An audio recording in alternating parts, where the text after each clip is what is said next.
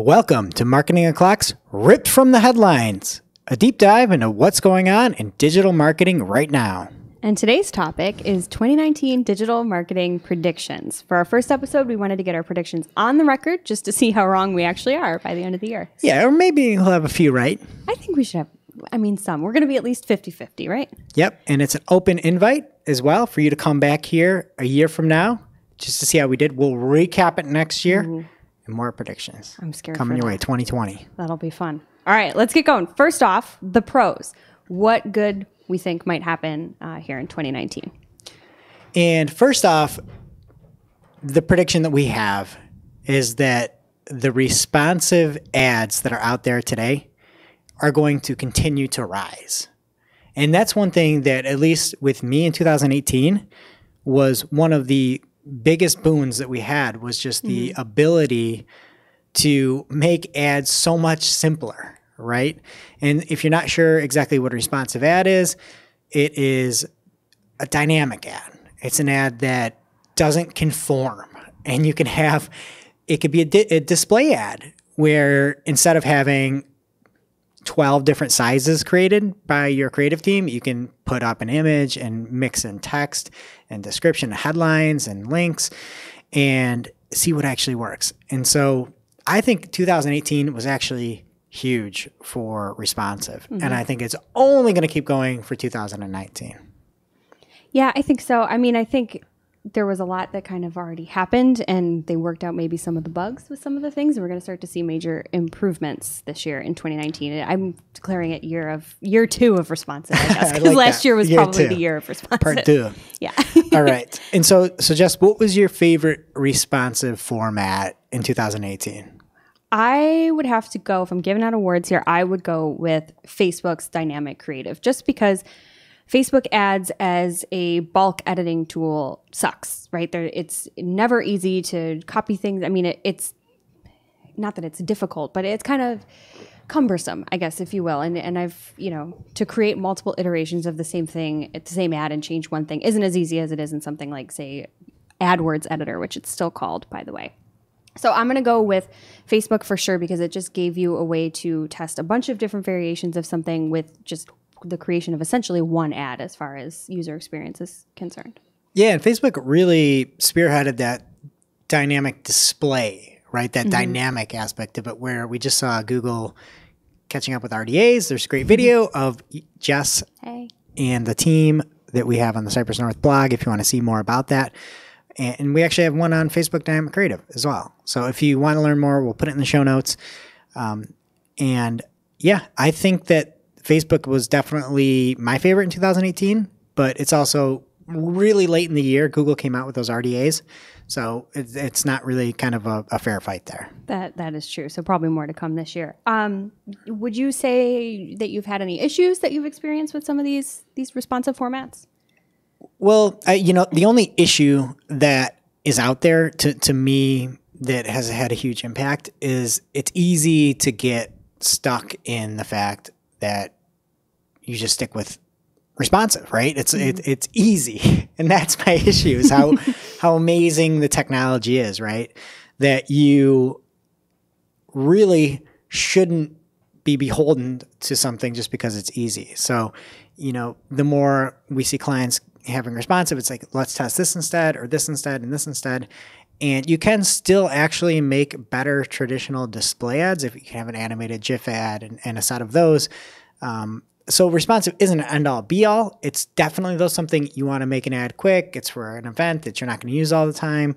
You don't want to invest in the creative cost and the effort to do that. Yeah, responsive is great, but you still can beat responsive. And that's something that people need to know. Yeah, no, that's a really good point, actually, for sure. Okay, and then with your clients, in 2018, a lot of responsive usage you had?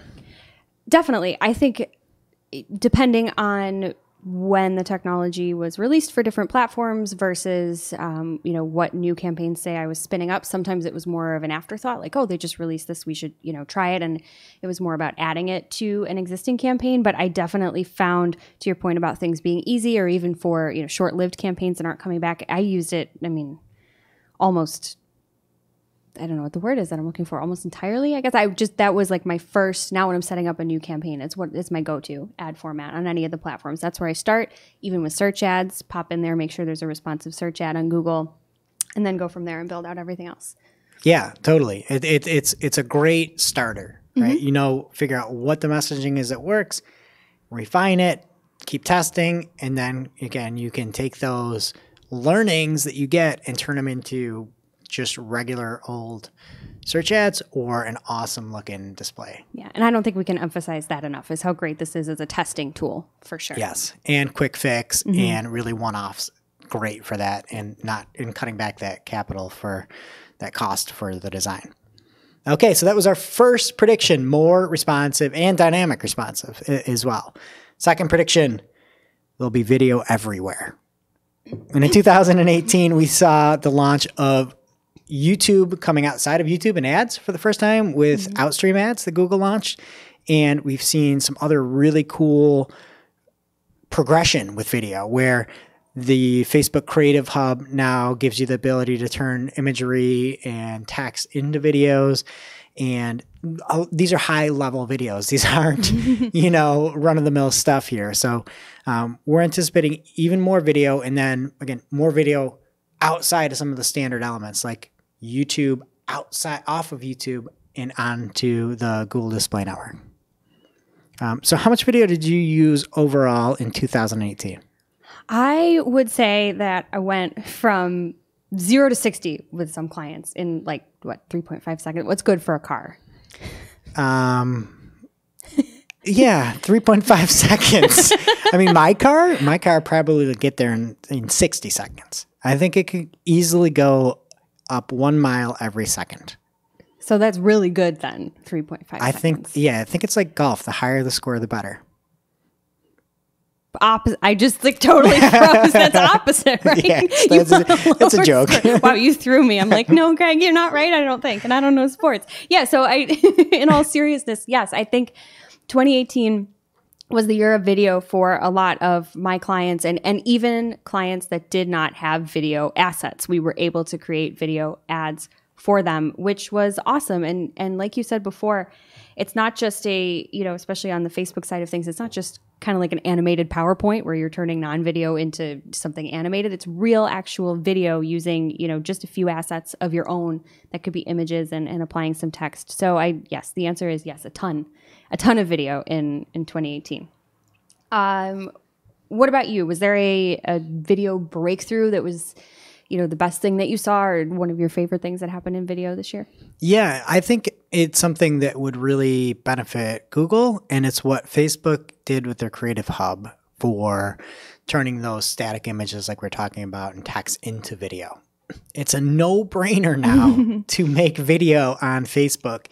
And if I was a betting man, and I am, it would make sense for Google to say, here's an easy way where you can spin up ads on YouTube, right? Mm-hmm. So to me, I think that ability opens video up for people that just couldn't touch it before due to the high cost. Yeah. And don't get it twisted. Like what the video you make is very nice, but it is still not professional grade, commercial quality video. But to me, that's the most important thing is you can get everybody in the game, and that is just so powerful. And everybody's still not in the game, right? I mean, even with how easy this is, you'd be surprised how many people are not taking advantage of it too. So I feel like it's really important to get out. You're not really ahead of the game anymore if you start doing it in 2019, but put it on your immediate to-do list because it's something that people still aren't taking advantage of, even with how easy it is. Okay. Did you have any complaints with video? I do. I'm going to go back to Facebook. Not that I'm ungrateful, because again, a lot of the clients I work with don't have video assets or didn't in 2018. Okay, proceed to being ungrateful. Okay, fair point.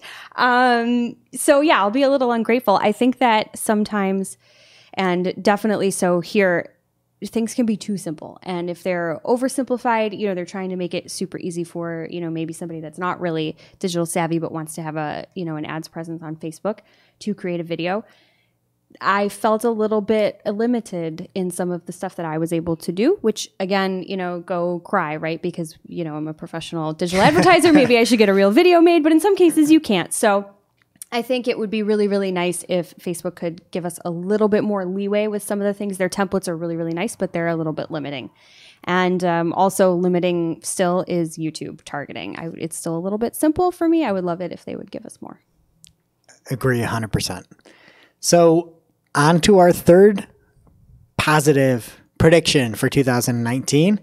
And we call this a good custom intent. I like that. And if you don't know, custom intent was launched by Google, and it has the capability of becoming a really cool tool that would that may put Google in line with Facebook and just some of that interest-based targeting. And it had launched in 2018 and kind of continually got better and better. And it still has some room to grow. And so that is one thing that I think Google has a huge opportunity with, is honing in that custom intent, using user data and allowing us to target them. That's what I really want. So I think that is something that could really continue to be refined and grown, is the custom intent, where you can say, I'm going to target people based off of domains or keywords, and almost taking that keyword level targeting off of search and putting it on display. I love that. Yeah, that's really, really nice. So did you have any success with custom intent? I had what I will call fake success with custom intent in 2018. It's awesome. It's come a long way, and there's a lot of really amazing targeting, to your point, that you can do with it, especially on the keyword side of things. And you get really excited because you launch a campaign or a new ad group or something using custom intent, and your click-through rate is high. You're like, oh my God, these are actually relevant people that, I'm reaching the right audience. But then you look at your conversions and you still have none. I mean, I don't know if you had the same experience, but I'm like really promising on, launch and even just throughout. If there's other KPIs that you care about, maybe you care about clicks more than conversions. Some people do. I don't know why they would, but. See, I had a different experience, and it's client by client, but one client, it works really well on the conversion side. Really? Almost too well. And I likened it to Facebook lead ads, where you got a lot of leads, but they weren't the best quality. And anybody that's played around with lead ads knows that many times the quality can suffer.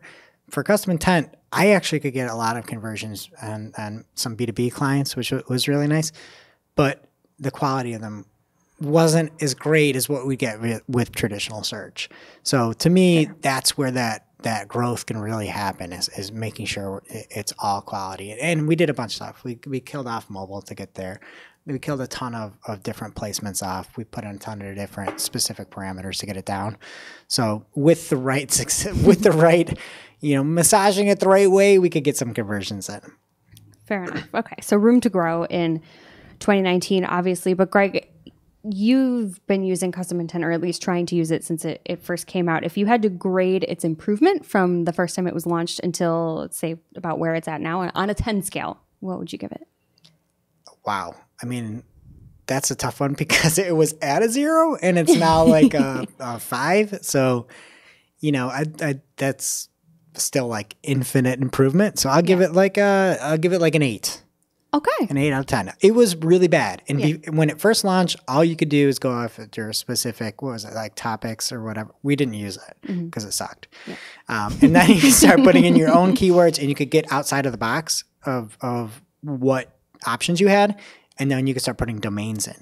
And to me, that's where it gets so powerful. If they can get this right, custom intent could be the thing that everybody's talking about from 2019. And when we look back on this next year, it's going to be like a 15 instead of an 8 out of 10?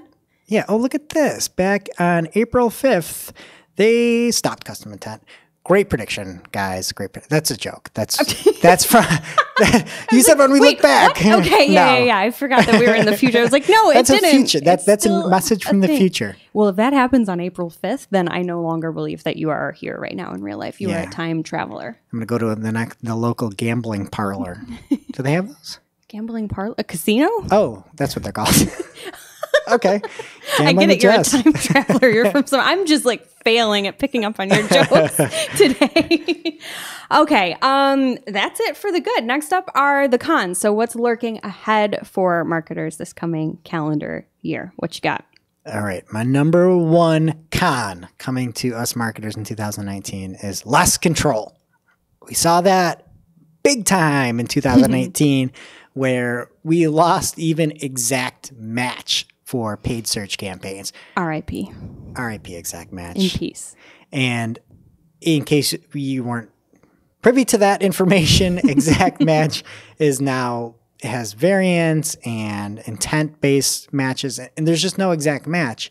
And there's a good possibility that it may help many campaigns, but also we lose that granularity. And is that a good thing? Is it a bad thing? It really depends on who you are, what your staffing is, and what you're trying to accomplish.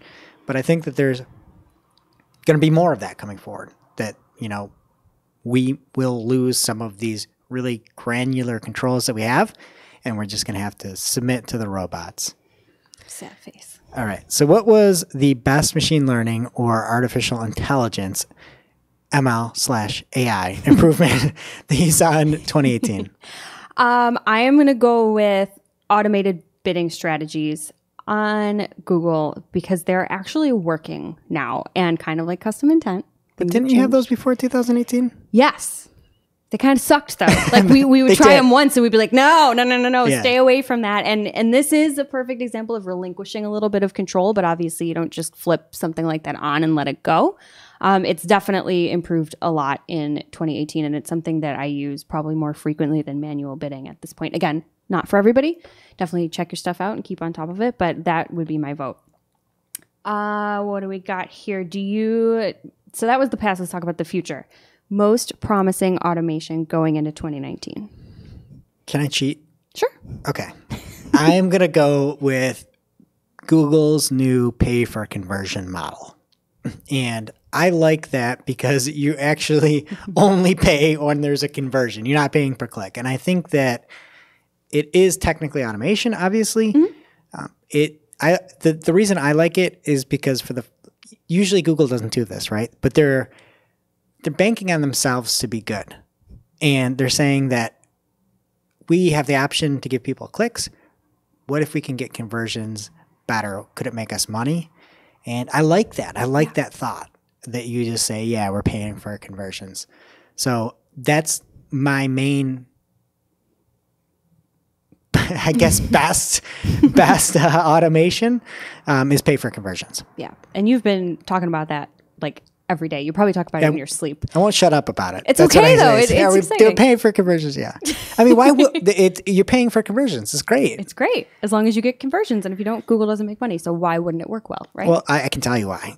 Here, let me put my genie cap on here. But the reason it's not going to work, and it really depends on who you are and what your metrics are, is when you do anything and you do any of these automated bid strategies that you're talking about, Google always goes towards the lowest common denominator. And what I mean by that is if you've got a conversion that's a contact form or a conversion that's a purchase, and you turn on pay for conversion or you turn on any type of smart bidding, you're going to get the lowest common denominator, which is probably going to be a ton of contact forms. So you really have to know what you're doing. You have to make sure everything's set up, but that's how it's going to fail for most people. Fair. Excellent point.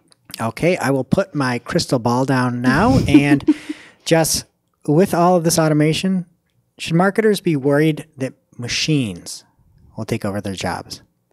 No, because we are machines, right? Well, you're a machine. Thank you. But I mean, we don't know that we're not actually machines. No, I don't mean robots. I just mean digital marketers. We tend to be a little bit obsessive over things and really pay attention. If you do your job well, you will always be essential. And I think the point that you just made just now about pay for conversions possibly going wrong, that's a detail that some people wouldn't think of, right? If you just let the machine take over, you're going to get leads that aren't of quality and pay for them. So you still need a human being to be watching some of those things. And as long as you're still able to think like a person and think a little bit outside the box, I think all this machine learning can, again, with a grain of salt, help us do our jobs better.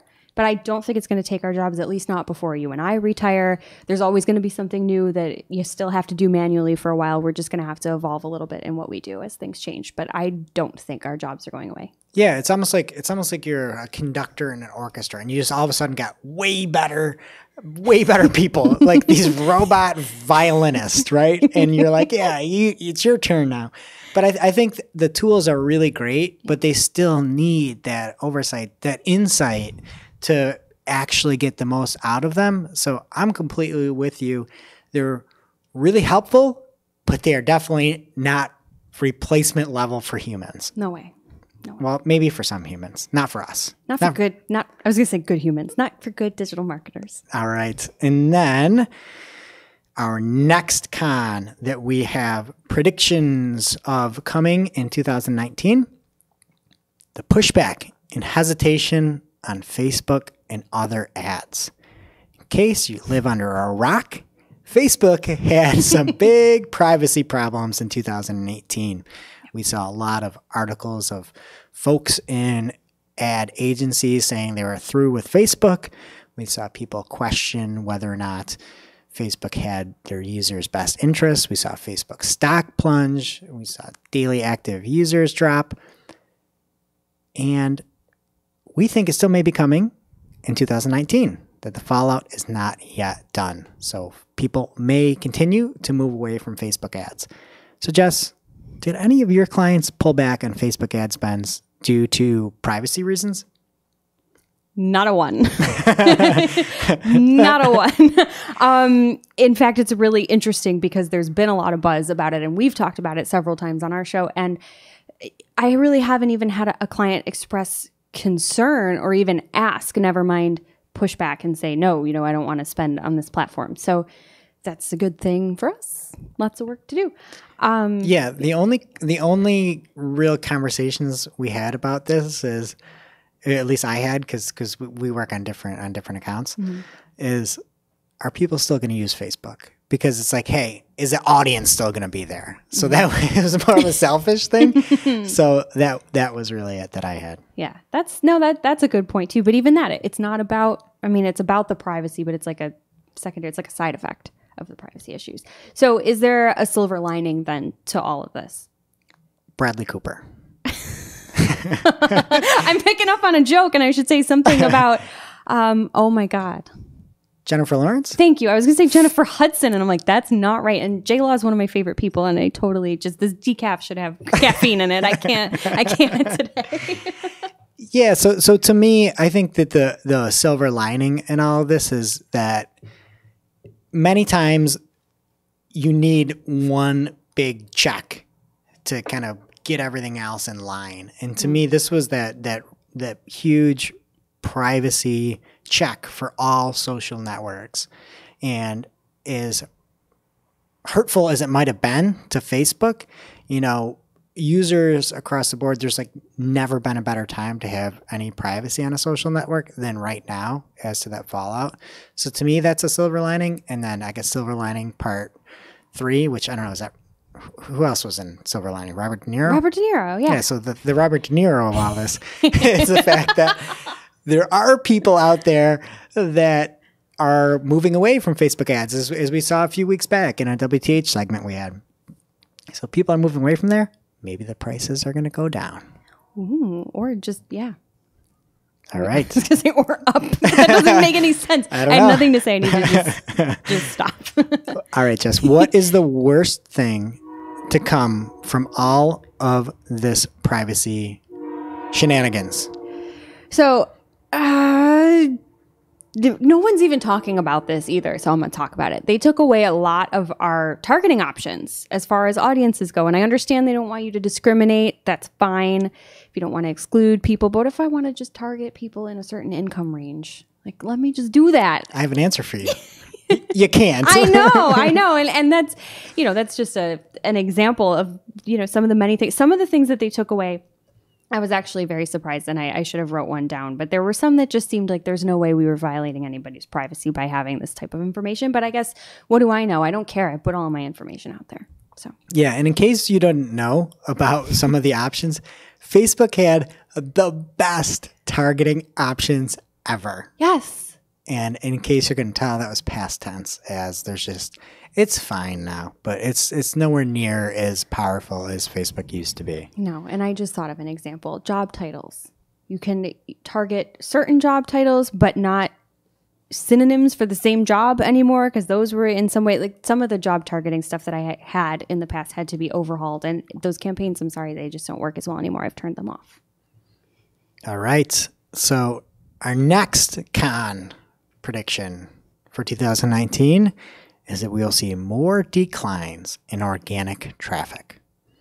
In 2018, we saw the Googleification of many results. We saw ads getting new formats, new extensions, bigger headlines, 3 headlines. And our prediction is that we will continue to see a decline in organic traffic. We've got a link in the show notes off to a survey that SparkToro had done with JumpShot, I believe, and looking at some of those declines. So just seeing that there has been a documented drop in organic traffic, is there any hope that you've seen that in 2018 at all that may continue here in 2019?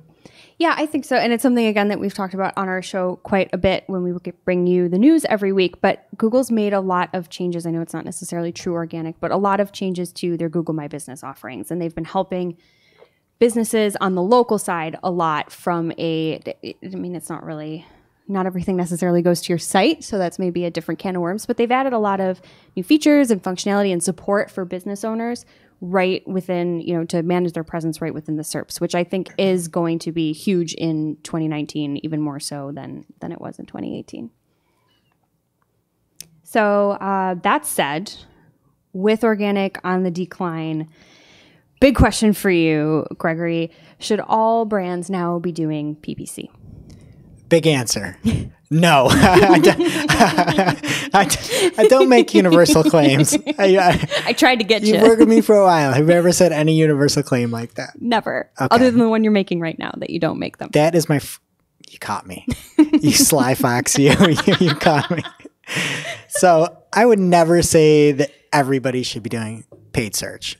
But I do think that when you look at the overall experience now, on, let's say, mobile even, if you are trying to compete for something that is really, really valuable to you and you do have competitors there, it is absolutely worth a shot to see if you can extract value. I mean, you're going to have to, again, take really good measurements of where you are currently with your organic traffic. You'll have to parlay that with what you see with your paid traffic. You have to make sure that it drives value to you and that is profitable.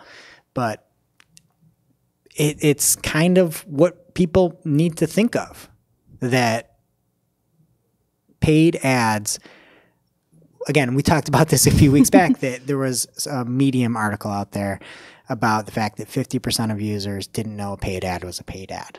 And that's the way it looks. Google didn't change it from blue to yellow to green to a yellow ad marking because people clicked less on these ads. People clicked more. And the ads today are they're really good and they're deceptive. And, again, if I had a nickel for every time a client of ours or somebody talked to said, well, I don't click on ads. I mean, I'd have a big old pile of nickels. So many nickels. Dimes even. Dimes, yeah. Dimes worth of nickels. Yes, I have dimes worth of nickels. And so, I mean, I think that it's definitely something to say you should never, I mean, it's ridiculous to say you should only rely on organic traffic. Yeah. But, definitely consider that even in spots where before you might not have seen it, it's always worth a test. Fair enough. Everything is always worth a test, actually, if we're going to talk big ideas here. Okay. Except drugs, folks. Except drugs. Yeah, I didn't mean that. Okay. Good catch. Thank you. So we've had the good and the bad, and now for the ugly, or just, I mean, really just some unknowns. We call these the IDKs. Yeah, things to look for. Yeah. Okay. And not first ugly. up is a push for voice ownership. And last week we talked about this on Marketing O'Clock with Google Assistant making its way to Maps and onto more Apple phones. We know that Alexa is leading the category of voice-enabled devices, and there is going to be this huge market out there. So again, we're looking for a push for people to figure out creative ways to get usage, whether it's Google Assistant or Alexa or Siri or whatever that goofy one is. What is it, Bixby or something? What? The Samsung sounds like, one that doesn't work. Oh, does he wear a bow tie? Because that's what it sounds like. I'm sure. But handlebar mustache. So again, I think there's going to be this push and push and push because now is the time to win at that. And that's something that, we should all look for, who is not only getting people on, but how do we optimize for what we, see appears to be the winner of voice search. So Jess, do you have an assistant of choice? Personal use? Yes. Alexa, but that is because she is on my thermostat, and it is literally the only time that I use a voice assistant at all is when I'm at home just walking around. So it's probably not fair. It's the one that I have, though. You? I love Google Assistant. It's my go-to. I love it. I have one of the mini speakers. It's really nice. Google Assistant is really smart. And my kids always say, I want to know the score of the game. So they're just like, ask Google. So I use Google a lot. I started Alexa early and it didn't work that great. And I have an Android phone, I have a Pixel, so I use Assistant a lot. That's my go-to. And I don't necessarily know that Alexa works all that great now either. There's things she can't do for me. So okay, so what's the best assistant? I have no experience with anything but Alexa, but I'm going to go with not Alexa just for that reason. There's things I ask her for she can't give me. Do you have a vote? I think it's Google Assistant hands down. Alexa's fine. Seems to work well. I would like it, but I have a Google phone and it just kind of makes sense. And it really does a good job of getting answers. And it knows you too. We were talking with Matt here at work and he was like, somebody asked, how old are you? He said, I forgot how old I am. And he says, hey, Google, how old am I? I'll do it right now. Ready? Do it. Okay, so we'll do it up here on my phone. It's just, you can ask it anything and it really knows. So how old am I? You are 36 years old. Is that accurate? That is, I think. I don't know. I'll have to Google it. She would, you just did. Okay. So that is my best assistant. Jess, what's your worst assistant? I'm just going to vote. Well, I'm going to vote Siri because one time I said the word seriously in front of my phone and she perked up. And I feel like that is something that they should have planned ahead for. She lit up and did her little swirly thing on the screen and was like, yes. I mean, she didn't say that, but come on, Apple, you didn't think of that? Yeah. Do you have a worst assistant? It's Siri. Yeah. Siri is it's crazy how far behind it is. And I think, it's sad. And everybody has an iPhone. So what are you doing, Siri? Oh, she has a really cool name though. Yeah. Siri. Are we allowed to, can we just say the word portal real quick? Portal? Yeah. All right. Hey, portal. Is that your least favorite? Honorable mention. Yeah. It's not even an assistant. It doesn't matter. You can talk to it. Okay. If you had to put all of your money on an assistant moving forward, what would it be? Google Assistant. I mean, it needs a better name. I've said that before. It's too much of a mouthful, but Google is the machine, right? Google's out there doing everything. Google controls so many things out in the world. And I mean, their assistants on Maps now. So what's next? I mean, Google Assistant, hands down, in the betting salon or whatever you call it, casinos. I know what's next. If it's on Google Maps now, Google Earth next. I don't know. Okay. Do you have a...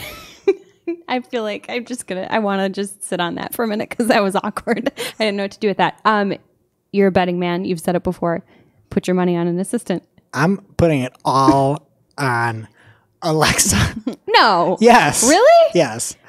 Why? Because Google support sucks. It's terrible. Okay. It's awful. I love Google Assistant, but I feel like you have to get products in to really penetrate everything. And Google products are absolutely horrible to deal with customer service.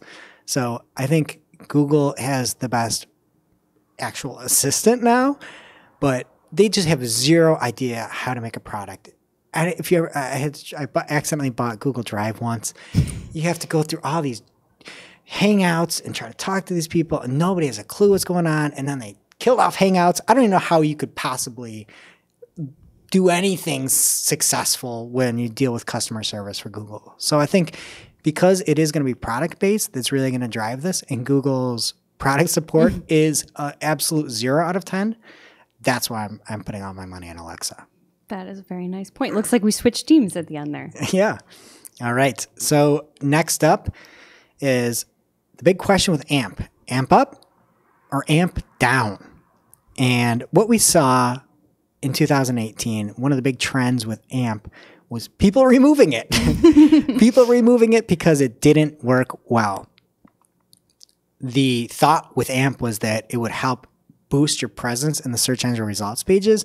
You would get more traffic and then just convert, and it would be a huge positive for people because you're getting more traffic and it's all converting, and more is more, right?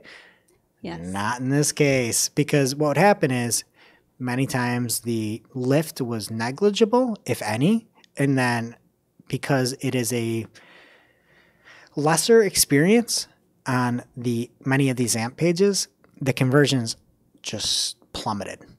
And so we saw people across the board. We've got links in our show notes that go to 3 different articles here that we covered in 2018. So to me, if AMP is really going to take off, it needs to have a better benefit for users. You know, adapting AMP, your results shouldn't be, well, traffic increase was negligible, not great. You know, you do get that cool lightning bolt in the search engine results pages, but you got to convert. And that's the thing, is it's a simplified experience. And many folks, especially in countries that have fast Wi-Fi connections, unlimited plans, you shouldn't care about AMP. You should care about making the best mobile experience for users. And currently, the best mobile experience, in many cases, is not AMP. That's, yep, very nice. Well put. So, Jess, what would you say to somebody looking to put AMP on their website today, here in 2019? I would say proceed with caution, I think. Everything you just said kind of makes you wonder if things are worth burning the calories. So don't just go full bore. Maybe, test a couple pieces of content for sure. And check in on your analytics often if you can figure those out with AMP. And just make sure that the change actually makes sense for you, that it's actually doing anything for you, because like I said, it may just not be worth the calories.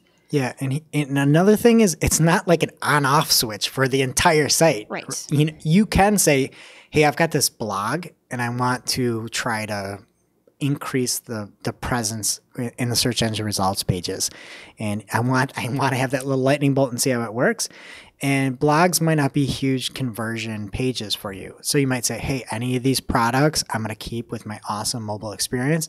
And then any of these blog posts, I'm going to really optimize so it's quick, it's zippy. I can make it good enough to match those other blog experiences on my responsive site. So it just doesn't have to be all on, all off. And we get people like, I need to amp everything. And we're like, no, don't do it. Amp yourself down.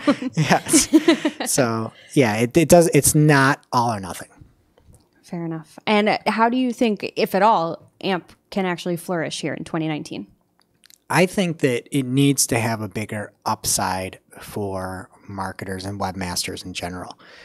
If you go to just any major, like look at a publication like a Wired.com or something like that, and then look at their AMP version, it is significantly different from the responsive site. And until you can replicate that near indistinguishable from the responsive site, that's what needs to be done. And then you need to have some sort of benefit, right? It takes a lot of work to do this. Who wants to take a lot of work for nothing? Not me. Would you work a lot for less conversions? No. Okay. So, I mean, that's the big thing right now is, give it some extra boost. And I think that there might be some more adoption. If you're getting way more traffic, it might offset that decline in conversions that some folks are seeing. And it may help them take that knowledge and say, well, I'm going to build off of it. I'm going to keep working on it instead of just abandoning it right off the bat. So, it needs to have more upside. Yeah. And that's why it remains in our IDK section for 2019. Remains to be seen. We'll check back later this year. Okay.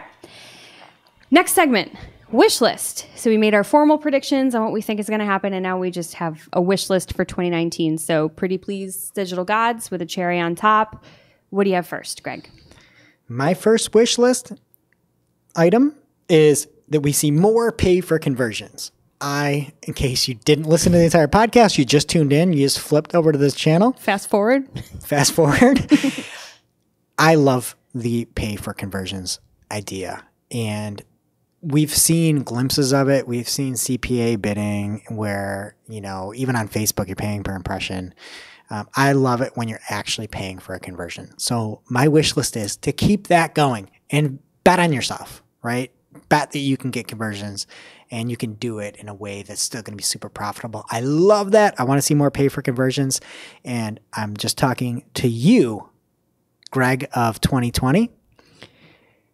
I'm sorry that I was this hopeful here in 2019. I apologize. At this point, future Greg, I know that they took pay for conversions away and you're looking at yourself like a dummy, but that's still a wish of mine. I love it. I want to see more of it. Dream big, Greg Finn. I do. I know you do. I'm dreaming too. I'm dreaming of better Twitter ads. They just announced recently that they're having better dashboards coming out for content creators in general, but they're not talking about how they're going to improve their ads experience at all. And I am very bitter about the fact that you can track multiple conversions, but you can't break down any of your reporting to see what those are. I have a million problems with it in general. I think Twitter just needs to take another look at their ads platform, take a look at some other ad platforms and see what they're doing and, push it a little bit more, Twitter, just a little. Yeah, it's a joke. Their ad platform is a joke. And one thing that I love is you look at something like financial Twitter. It's a thing where people like talk and like anybody that is investing in Twitter probably has no idea of how awful the ads platform is in comparison to the work and the detail that Facebook has done. Mm-hmm. It is like night and day. Facebook's got a creative hub. They're just innovating. And Twitter's over there like, yeah, you can't even stick to a country. It's like, all right, Twitter. No, I just want the U.S. And they're like, oh, no. Yeah, we'll try. We'll try for you. No. That's a big problem for many reasons. Nope, we don't have time for that. Yes, I'm with you. I wish for that as well. I also wish for a little more security in marketing in general. With Facebook, we saw it with Quora, with password leaks, all this data being used improperly. So with LinkedIn, retargeting improperly, I am just sick of it. I'm just beaten down by this. And that's it. It's just selfish. My wish is 100% selfish. I just don't want to hear it. I don't want to report it. I don't want to talk about it anymore. Just keep your tabs on your user data, please. I don't think that's your reasons sound a little selfish because like the whole actually, caring about people's data might be the real reason for the security. But you're right, though, like that this is something that we need if we want to do our jobs and have people trust platforms enough to stay on them so we can advertise to them. We need that.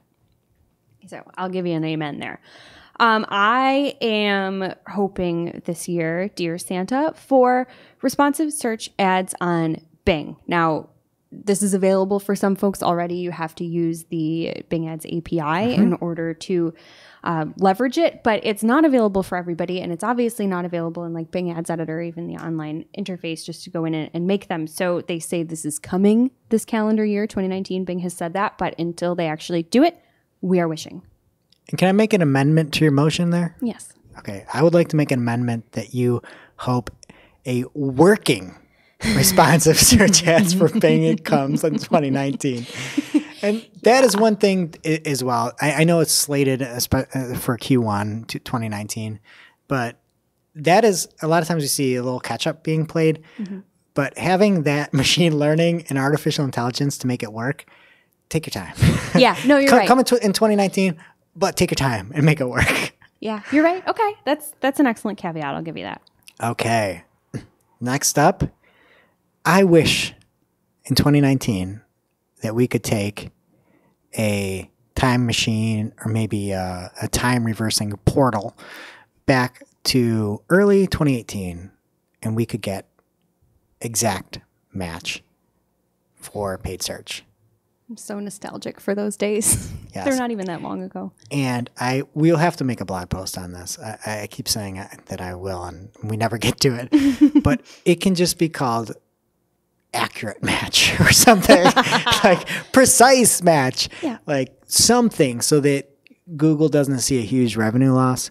But it is so helpful to bid high on really specific items quickly. I know there are workarounds, and all you Scripps people can put your email pen down or whatever, email stylus, I don't know what it is.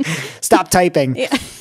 But I just want exact match back. Yeah, That's I it. do too. And they don't have to get rid of the changes that they've made No. because maybe they're going to work, but give us something. Keep your weird, bizarro exact match that's not exact. I don't even care. Rename it that too, because that is a good name for it. Yeah, it flows off the tongue. Very easily. What do I got here next? I would like here's something. If you have a Facebook rep and you talk to them, or say you don't have a Facebook rep and you just read anything in Facebook ads, any of their help articles or anything like that, they're going to tell you that video works better than images. They tell you that, right? But yes. Do they have it written anywhere on the internet? Probably. I mean, That's got to be true. It's got to, yeah. I mean, it is written. Not probably, it is. I've seen it. Yeah, so everything on the internet that you read is true, people. PSA, not. So they'll tell you that. They'll say, have video, include video, do all these things. And you know what? They're probably right. They probably have some sort of data to back this up, but I want to be able to test it, and I want to be able to test it easily. I want to be able to test, very simple request here, I think, images, still images, against video in Facebook's dynamic creative. I don't know why that's not an option yet. I just don't. I mean, it seems like a no-brainer because it's possible in some cases that a still image would work better. And I don't want to have to create two separate ads and then create variations of everything to test different text. I want to be able to do it in dynamic creative. Not asking too much, am I? I'm a little heated. I'm very passionate about this. I was about to give you an amen on that. Amen. Give it. Thank you. All right. My next and our final wish list item for 2019 is less Googleification of things. And we talk about every week, there's something new that Google is showing. The lyrics and songs, data and information is now coming in. There was some hubbub today on Twitter. Hubbub about, I think it was a analytics software search and showing the best analytics software. And it was just, again, knocking the standard organic results down. And as good as some of the items are that can be provided for users, we don't have to have everything simplified for us.